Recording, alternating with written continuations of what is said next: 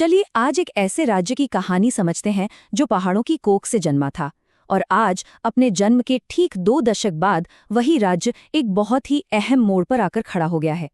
ये कहानी है उत्तराखंड की और इसके 2 बिल्कुल अलग-अलग पहलुओं की। तो 9 नवंबर 2000 ये सिर्फ एक तारीख नहीं थी, ये एक उम्मीद थी, एक वादा था कि अब पहाड़ी इलाकों के लिए एक नई सुबह होगी। आइए इस सफर को थोड़ा और करीब से देखते हैं।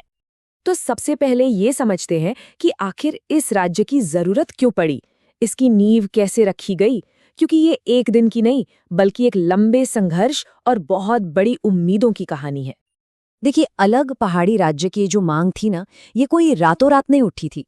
दशकों से इस पूरे इलाके के लोग एक तरह की अनदेखी महसूस कर रहे थे।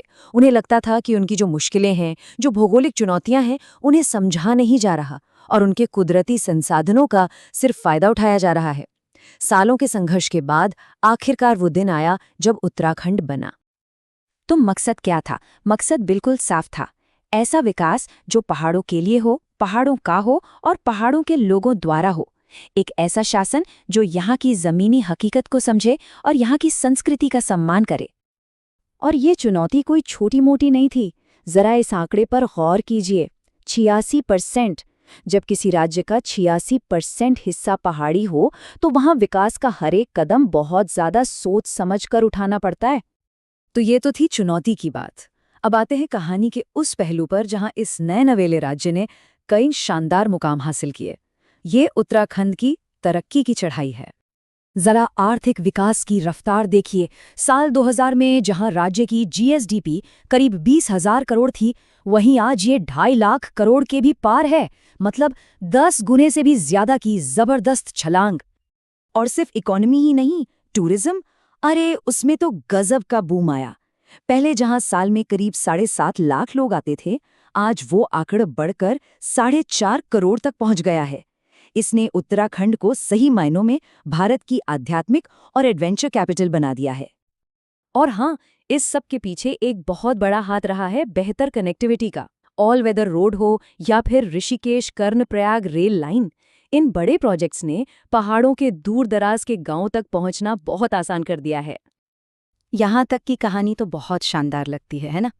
लेकिन हर सिक्के के 2 पहलू होते हैं। तो अब सवाल ये उठता है कि इस तेज रफ्तार तरक्की के लिए हमने क्या कीमत चुकाई है? और यहीं से हम इस कहानी के उस हिस्से में आते हैं जो थोड़ा परेशान करने वाला है।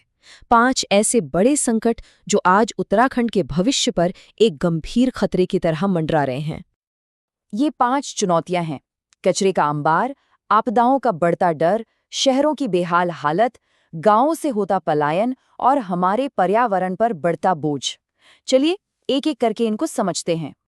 सबसे पहले बात करते हैं कचरे की। सोचिए, उत्तराखंड में हर रोज 1200 टन से ज्यादा कचरा निकलता है और उसमें से 70%, जी हाँ 70% का कुछ नहीं होता, वो प्रोसेस ही नहीं हो पाता। वो बस यूं ही हमारी नदियों में, हमारी खूबसूरत वादियों में जहर घोल रहा है। दूसरा संकट है आपदा प्रबंधन का।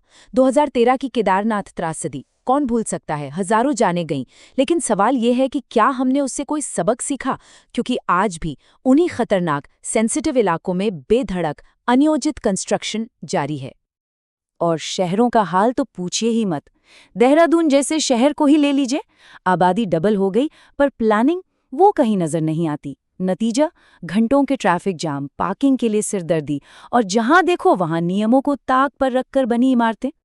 एक और आंकड़ा है जो दिल को दहला देता है।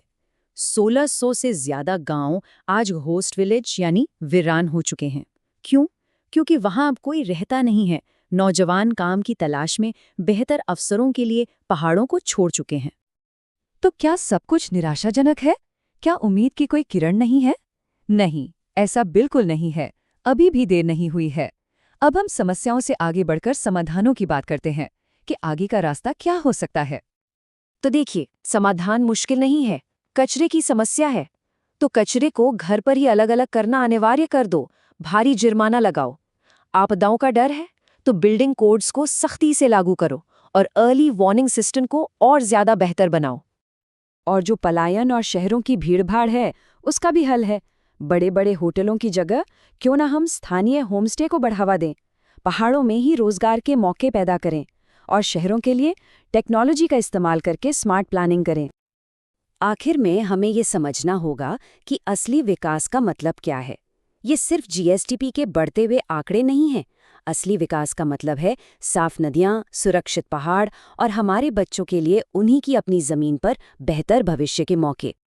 तो सबसे जरूरी सवाल ये नहीं है कि क्या हम उत्तराखंड को बचा सकते हैं। बिल्कुल कर सकते हैं। असली सवाल तो ये है कि क्या हम करेंगे, क्योंकि पहाड़ इंतजार कर रहे हैं और वो हमसे जवाब मांग रहे हैं।